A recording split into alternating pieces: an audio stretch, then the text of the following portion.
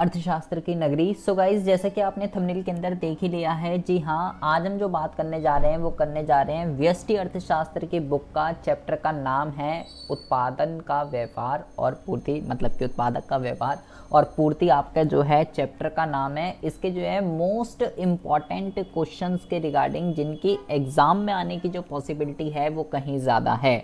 मेरे भाई, अगर आप दुनिया के किसी भी बोर्ड से बिलोंग करते हैं, चाहे आपका यूपी बोर्ड है, एमपी बोर्ड है, झारखंड बोर्ड है, छत्तीसगढ़ बोर्ड है, हरियाणा बोर्ड है, राजस्थान बोर्ड है, यूके बोर्ड है, एमपी बोर्ड है, दुनिया का कोई भी बोर्ड है, आपके पास व्यष्टि अर्थशास्त्र की बुक है, ठीक है। क्लास 11th में, क्लास 12th में, दुनिया की किसी भी क्लास में है, किसी भी कोने में है और व्यष्टि अर्थशास्त्र की बुक आपके पास है, तो आप इन क्वेश्चंस को प्रिपेयर कर सकते हैं। ये क्वेश्चंस के आने की जो पॉसिबिलिटी है एग्जाम में कहीं ज़्यादा है, ठीक है जी। तो वीडियो को लास्ट तक बहुत ही ध्यान से देखिएगा, वीडियो बहुत ही ज़्यादा इंटरेस्टिंग होने वाली है। और ये पीडीएफ आपको किस तरीके से मिल सकती है ये भी आपको जो है मैं वीडियो के लास्ट में ज़रूर बताने वाला हूँ। कौन कौन से एक नंबर के क्वेश्चन है, 3 नंबर के, 4 नंबर के, 6 नंबर के, विद आंसर आपको बताने वाला हूँ कि विद आंसर जो है किस चैप्टर से कौन कौन से क्वेश्चन आपके बनते हैं। तो बिना बकवास के मुद्दे को शुरू करते हैं। सबसे पहला क्वेश्चन और मोस्ट रिपीटेड क्वेश्चन के उत्पादन फलन जो है ये क्या होता है, इसका मीनिंग कई बार एग्जाम में 1 नंबर में पूछा जाता है। तो उत्पादन फलन को आप बहुत ही अच्छे से पढ़ के जाइएगा कि प्रोडक्शन फंक्शन जो है वो क्या होता है। क्वेश्चन नंबर 2 कहता है कि जब टीपी जो है वो घटती दर से बढ़ता है तो एमपी में जो है क्या परिवर्तन होता है, ठीक है।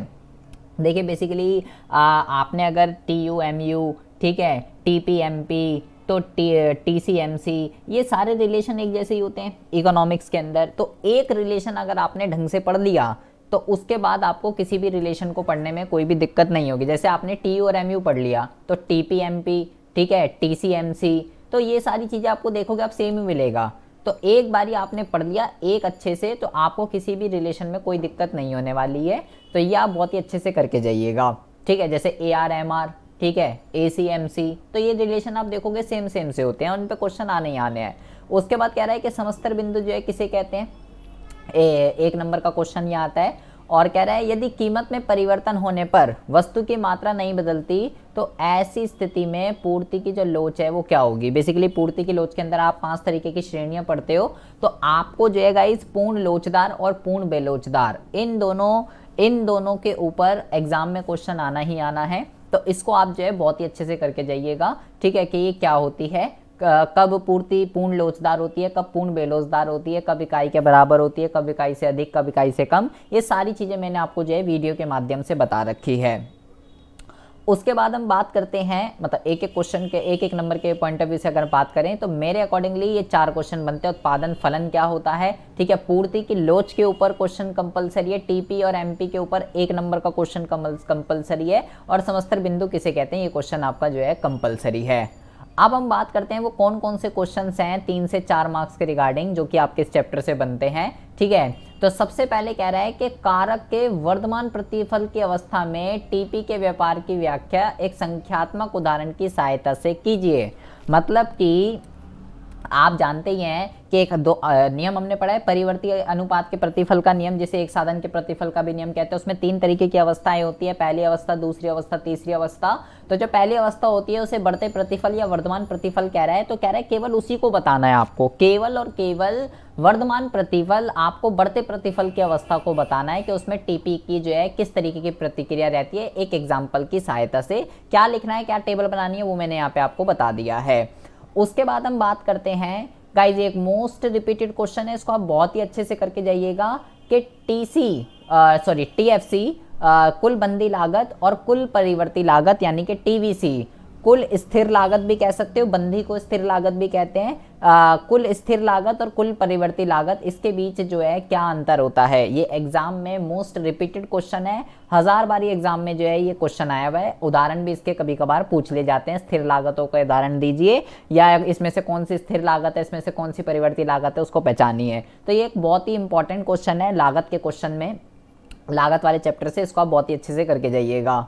उसके बाद कह रहा है गाइज, ये एक बहुत ही 6 नंबर का क्वेश्चन ये एग्जाम पे आता है कि एक ही वक्र पर, एक ही डायग्राम पे आपको औसत कुल लागत, औसत परिवर्ती लागत, सीमांत लागत, ये सारी की सारी लागतें एक ही कर्व पे आपको शो करनी है और उसके बीच में जो है हमें संबंध बताना है, ठीक है। तो किस तरीके से इसका ग्राफ बनता है, ठीक है, AC का, AVC का, MC का और AFC का भी ग्राफ आप यहीं पे बना देंगे इस तरीके से, ठीक है। तो AC, AVC, AFC, MC 4 चीज़ों के ग्राफ आपको जो है एक ही कर्व पे बनाने के लिए आ सकते हैं और इसके बीच में क्या रिलेशन रहते हैं वो भी मैंने जो है आपको यहाँ पे बता दिया कि MC, AC, VC इन सब की आकृति क्या होती है, कौन किसको कहाँ पे कट करता है, ये सारी की सारी चीज़ें यहाँ पे लिखी हुई है, आप ये लिख सकते हैं गाइज। ये एक 6 नंबर के पॉइंट ऑफ व्यू से एक मोस्ट इंपॉर्टेंट क्वेश्चन है। वैसे 3 से 4 नंबर में भी आ सकता है, लेकिन 6 नंबर में भी ये क्वेश्चन बहुत बारी आया हुआ है, ठीक है। तो वो उसके ऊपर डिपेंड करता है, 3 में देता है, 4 में देता है या 6 में देता है, लेकिन एक ही वक्र पे AC, AVC, AFC और MC ये सारे जो है आपको ध्यान रखना है और कौन किसको कहाँ पे कट करता है ये सबसे ज़्यादा इंपॉर्टेंट है इसके अंदर।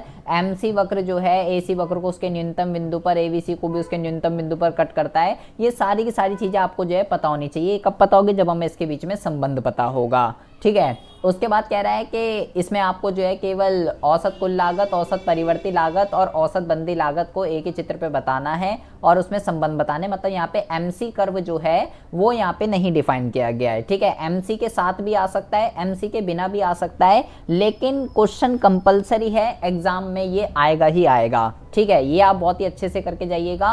और 2 क्वेश्चन और भैया, कौन सी आकृति MC वक्र U आकृति का क्यों होता है और AC वक्र U आकृति का क्यों होता है, ये आप जो है बहुत ही अच्छे से पढ़ के जाइएगा, क्योंकि ये क्वेश्चन जो है एग्जाम में आता ही आता है कि U आकृति के इसके कारण बताइए। मैंने वीडियो ऑलरेडी बना रखी है, ठीक है, मैंने वीडियो ऑलरेडी बना रखी है, तो वो आप देख लीजिएगा कैसे होती है। उसके बाद कह रहा है आगम वाले चैप्टर की बात करें तो औसत संप्राप्ति और सीमांत संप्राप्ति के बीच में संबंध को स्पष्ट कीजिए। AR और MR के बीच में क्या रिलेशन रहता है, और जबकि फर्म की प्रति इकाई कीमत कम करके वस्तु की अतिरिक्त इकाई बेच सकती है, जब फर्म प्रति इकाई कीमत कम करके अपनी वस्तु की अधिक मात्रा बेच सकती है, तो क्या रिलेशन रहता है, वो रिलेशन आपको यहाँ पे जो है लिखना है AR और MR के बीच में, ठीक है। तो आगम वाले चैप्टर से बेसिकली या तो न्यूमेरिकल क्वेश्चन पूछ लिया जाता है, TR AR MR निकालो, या इसके बीच में रिलेशन आ जाता है और कोई ऐसा खास इसके अंदर चैप्टर नहीं है।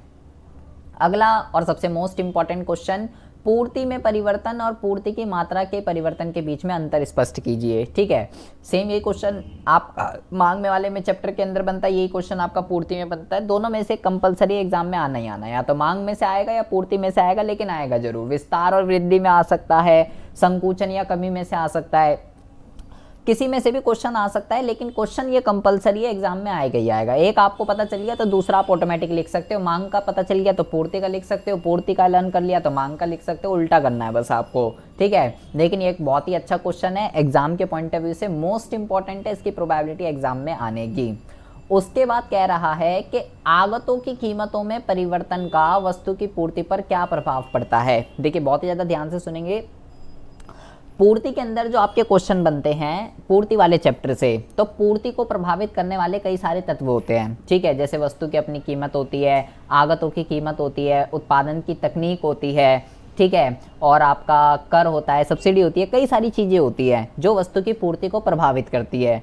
तो जितने भी फैक्टर्स होते हैं उसमें से किसी भी फैक्टर के ऊपर क्वेश्चन आ सकता है कि इसका पूर्ति पे प्रभाव बताइए, ठीक है। ये एक मोस्ट इंपॉर्टेंट क्वेश्चन है एग्जाम के पॉइंट ऑफ व्यू से। जैसे यहाँ पे आपको पूछ रहा है कि अगर आपके इनपुट की जो प्राइस है अगर उसमें वृद्धि और कमी हो रही है तो पूर्ति पर क्या प्रभाव पड़ेगा ये बताइए, ठीक है। यहाँ पे इनपुट का पूछ लिया और नीचे वाले क्वेश्चन में संबंधित वस्तु की कीमत में परिवर्तन का पूर्ति पर क्या प्रभाव पड़ता है, इसमें इसने ये पूछ लिया। तो बहुत फैक्टर तो बहुत सारे हैं, आगत है, ठीक है, संबंधित वस्तु की कीमत है, तकनीक है, और कर है, सब्सिडी है, बहुत सारे फैक्टर्स हैं।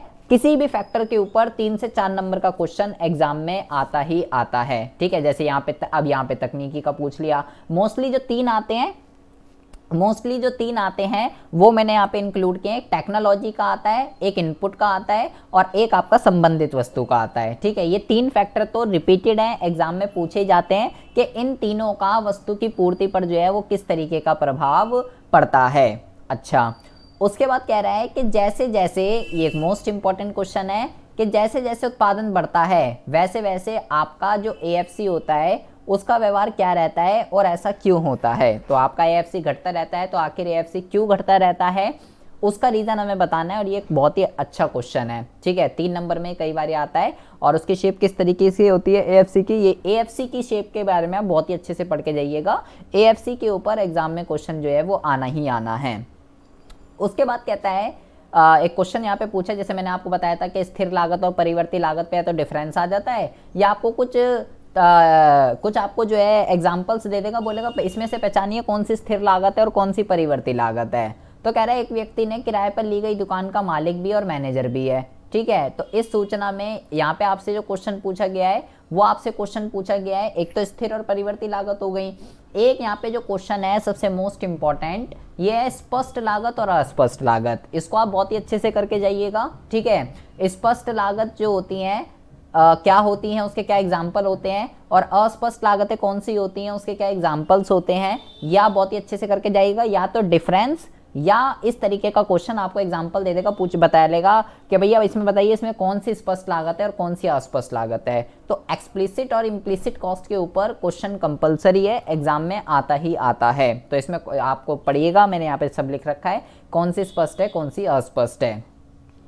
पूर्ति के ऊपर अगर और हम बात करते हैं तो इस पे कह रहा है कि पूर्ति तालिका क्या होती है, पूर्ति अनुसूची किसे कहते हैं, और यदि सरकार जो है सब्सिडी दे देती है तो उसका वस्तु की पूर्ति पर क्या प्रभाव पड़ेगा। टैक्स के रिगार्डिंग भी पूछ सकता है और सब्सिडी के रिगार्डिंग भी पूछ सकता है, लेकिन क्वेश्चन आएगा जरूर। तो पूर्ति वाले चैप्टर से मतलब जो मेन फंडा जो बनता है, दो टॉपिक मैं आपको बता रहा हूँ जो इसमें बहुत ही ज़्यादा इंपॉर्टेंट है। पूर्ति को प्रभावित करने वाले तत्व, ये तो आप घोल कर पी जाइएगा, एक एक फैक्टर का, किससे पूर्ति बढ़ती है किससे पूर्ति घटती है, कब बढ़ती है कब घटती है, ये तो आप बहुत ही अच्छे से पढ़ के चले जाइएगा, ठीक है। इसके ऊपर जो है एग्जाम में क्वेश्चन आना ही आना है, तो ये तो आप बहुत ही अच्छे से करके जाइएगा, ठीक है। ये तो मैं पहले से ही आपको जो है बता रहा हूँ। उसके बाद जो है दूसरा जो है वो पूर्ति में परिवर्तन और पूर्ति की मात्रा में परिवर्तन। ये दो टॉपिक आप बहुत ही अच्छे से कर लीजिएगा पूर्ति वाले चैप्टर में, या तो विस्तार वृद्धि संकुचन कमी, या आपका जो है पूर्ति में परिवर्तन या पूर्ति की मात्रा में परिवर्तन, इसी पे क्वेश्चन जो है आएगा।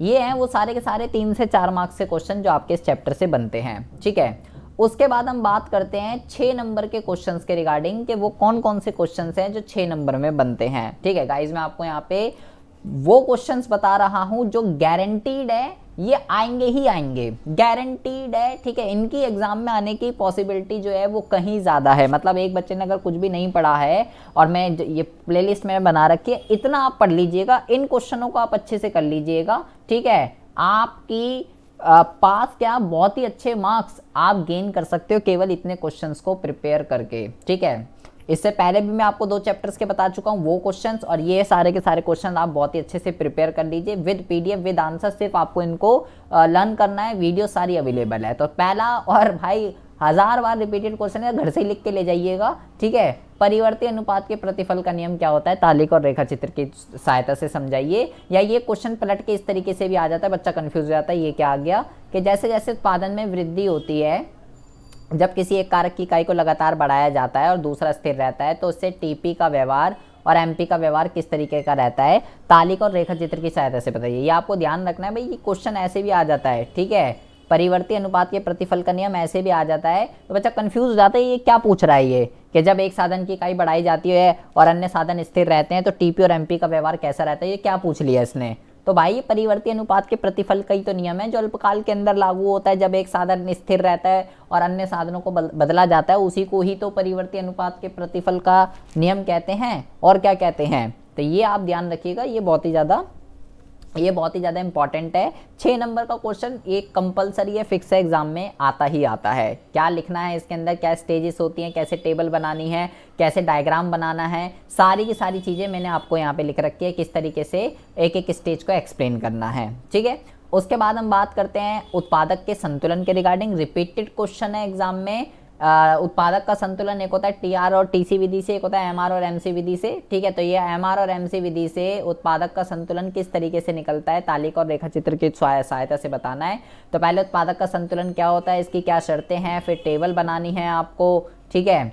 टेबल बनाने के बाद ये टेबल बना दी, ठीक है, शर्तें लिख दी, और उत्पादक का संतुलन किस तरीके से होगा पूर्ण प्रतियोगिता के अंदर और अपूर्ण प्रतियोगिता के अंदर, सारी की सारी चीज़ें यहाँ पे आपको बता रखी है। ठीक है जी, तो ये दोनों के दोनों क्वेश्चन भाई रिपीटेड क्वेश्चन है और मैं आपको रिकमेंड करूंगा कि आप अपने डिलीटेड सिलेबस के अकॉर्डिंगली पढ़ें। ठीक है, जिसका जैसा डिलीटेड सिलेबस है, जो टॉपिक आ रहा है, मैं तो सारे चैप्टर्स के इंपॉर्टेंट बता रहा हूँ, तो लेकिन आप अपने डिलीटेड सिलेबस के अकॉर्डिंगली देखना भैया क्या पढ़ना है क्या नहीं पढ़ना। इसके अलावा गाइस 6-6 नंबर के क्वेश्चनों के अंदर 6-6 नंबर के क्वेश्चनों के अंदर और 3 से 4 मार्क्स के क्वेश्चनों के अंदर आपको लागत के और आगम के न्यूमेरिकल क्वेश्चन देखने के लिए मिल सकते हैं। इस टाइप के एक टेबल आपकी बनी हुई होगी। ठीक है, जैसे कुछ फिलअप है कुछ फिलअप नहीं है, जो फिलअप नहीं है उसको हमें फिलअप करना है। ये गाइस 3 से 4 मार्क्स, इनफैक्ट जो टफ क्वेश्चंस होते हैं 6 मार्क्स में आने की पॉसिबिलिटी जो है इनकी कहीं ज़्यादा है। ठीक है, तो लागत के क्वेश्चन और आगम के क्वेश्चन को किस तरीके से सॉल्व करते हैं, क्या इसके फॉर्मूले हैं, ये सारी वीडियो मैंने बना रखी है, तो इसको आप बहुत ही अच्छे से करके जाइएगा। कुछ क्वेश्चन मैंने यहाँ पे डाल दिए हैं आपके प्रैक्टिस के लिए कि लागत के क्वेश्चंस को किस तरीके से करते हैं, ये आप जो है बहुत ही अच्छे से कर पाओ। इसके अलावा यहाँ पे हमने जो है लागत के क्वेश्चन के अलावा मैं आपको पहले भी बता चुका हूँ पूर्ति की लोच के ऊपर क्वेश्चन, या तो मांग की लोच या पूर्ति की लोच, कैसे क्वेश्चंस करते हैं इसमें, उसके लिए भी मैंने आपके प्रैक्टिस के लिए जो है यहाँ पे डाल दिया है। ठीक है, यहाँ पे देखिए जैसे कि दो वस्तुएं एक्स और वाई, उनकी मांग की लोच समान है, इसकी कीमत में इतना परिवर्तन होता है, तो इसमें जो है मांग में ये चेंज आ जाता है या पूर्ति में ये चेंज आ जाता है। तो भाई इस टाइप के क्वेश्चंस मैंने प्लेलिस्ट में भी वीडियो डाल रखी हैं सारी की सारी, कैसे इन क्वेश्चनों को सॉल्व करते हैं। ये जो चैप्टर्स है ना, ये आपकी जो यूनिट है उत्पादक का व्यवहार और पूर्ति, ये जो आपकी यूनिट है, ये इसमें सबसे अच्छी बात क्या है, ये आपकी स्कोरिंग यूनिट है। यहाँ से आपके थ्योरेटिकल क्वेश्चन भी बनते हैं और यहाँ से आपके न्यूमेरिकल क्वेश्चन भी बनते हैं। ठीक है, जैसे पूर्ति पे थ्योरेटिकल भी है न्यूमेरिकल भी है। ठीक है, लागत पे थ्योरेटिकल भी है न्यूमेरिकल भी है, उत्पादक के संतुलन पे थ्योरेटिकल भी है न्यूमेरिकल क्वेश्चन भी आ सकता है, तो आगम पे थ्योरेटिकल भी है और न्यूमेरिकल भी है। तो यहाँ पे आपके पास थ्योरी और न्यूमेरिकल दोनों है। ठीक है, तो ये एक बहुत ही अच्छी चीज़ है। तो और जैसे पूर्ति वाला है, तो पूर्ति पे क्वेश्चन या तो पूर्ति में से आएगा या मांग में से आएगा। ऐसा नहीं हो सकता कि पूर्ति पे भी सेम चीज पूछ रहा है और मांग में से भी सेम चीज पूछ रहा है, ऐसा नहीं हो सकता। ठीक है, मतलब आपसे वो पूछ रहा है पूर्ति में परिवर्तन और पूर्ति की मात्रा में परिवर्तन बताओ, और मांग में पूछ रहा है मांग में परिवर्तन मांग की मात्रा में परिवर्तन बताओ, ऐसा कोई भी क्वेश्चन नहीं आने वाला। या आपसे पूछ रहा है मांग वक्र के दाईं ओर खिसकाव के कारण और फिर पूछ रहा है पूर्ति वक्र के दाईं ओर, ऐसा नहीं होगा जी। तो किस तरीके से न्यूमेरिकल क्वेश्चन को सॉल्व किया जाता है ये आप पढ़ सकते हैं। ठीक है, तो मैंने थ्योरेटिकल भी इसके अंदर बता दिया है, न्यूमेरिकल भी इसके अंदर बता दिया है। ठीक है, बाकी ये पूर्ति वक्र के दाईं और बाईं ओर या मांग वक्र के दाईं और बाईं ओर खिसकाव के कारण, ये भी क्वेश्चन कई बार एग्जाम में आ जाता है, इनको आप कर सकते हैं जी। ठीक है, तो ये जो आपका चैप्टर है उत्पादक का व्यवहार और पूर्ति, ठीक है, ये इसके मोस्ट इंपॉर्टेंट क्वेश्चन है। ठीक है, इतना आप पढ़ लीजिए, इतना आप पढ़ लीजिए। ठीक है, विद आंसर मैंने आपको बता दिया है, ये गारंटीड है, आप बहुत ही अच्छे नंबर से जो है पास हो जाएंगे इकोनॉमिक्स के अंदर और बहुत ही अच्छे मार्क्स आप बोर्ड के अंदर जो है स्कोर कर जाएंगे। ठीक है जी, ये पीडीएफ आपको किस तरीके से मिल सकती है, डिस्क्रिप्शन में मैंने जो है लिंक डाल दिया है, वहाँ पे आप क्लिक करेंगे तो इस पीडीएफ को जो है आप डाउनलोड कर सकते हैं और अपनी एग्ज़ाम में जो है प्रिपरेशन कर सकते हैं। ठीक है जी, तो मिलते हैं आपसे नेक्स्ट वीडियो में ऐसी इंटरेस्टिंग टॉपिक के साथ, जिसमें हम आपके जो है बाजार वाले चैप्टर्स के अंदर कौन कौन से इंपॉर्टेंट क्वेश्चन है उसके रिगार्डिंग हम जो है बात करने जा रहे हैं। तब तक के लिए have a good day, bye bye, take care.